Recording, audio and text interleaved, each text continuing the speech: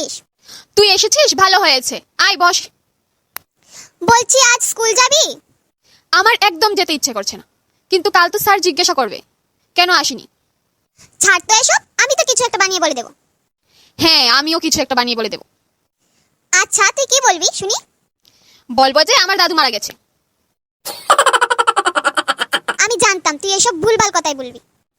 শুন, দাদু মারা গেছে এটা অনেক পুরনো হয়ে গেছে, এটা বলা যাবে না। যদি সত্যি সত্যি তোর দাদু মারা যায় তবুও বলা যাবে না, কেউ বিশ্বাস করবে না, এমনকি দাদু নিজেও না।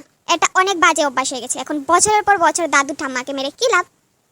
সেদিন তো রিমি স্যারকে বললো স্যার আমার দাদু আবারও মারা গেছে, তো রিমি ধরা পড়ে গেল।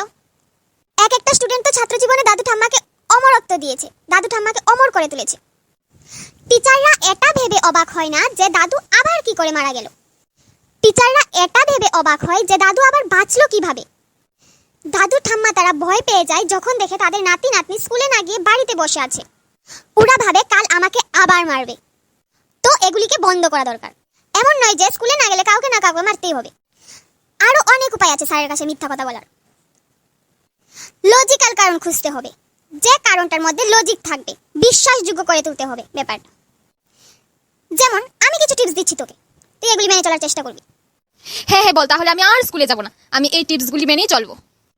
যেমন বলতে পারিস স্যার আমার প্রচন্ড জ্বর ছিল, আমি বিছানা থেকে উঠতেই পারছিলাম না, বিশ্বাস না হলে আমাকে জিজ্ঞাসা করতে পারেন। এটাও বলতে পারিস স্যার আমার মাঝ রাস্তায় সাইকেল খারাপ হয়ে গিয়েছিল, তো সাইকেলটা দোকানে ঠিক করতে দিয়ে আমি বাইকে করে বাড়ি চলে গিয়েছি।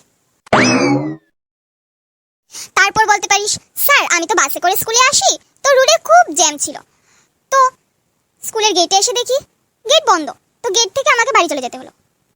আর একটা টিপস বলে দিচ্ছি, যেটা সব থেকে বেটার অপশন, সেটা হলো বলবি স্যার আমার ডায়রিয়া হয়েছিল। এবার বুঝেছিস? মানে ব্যাপারটাকে বিশ্বাসযোগ্য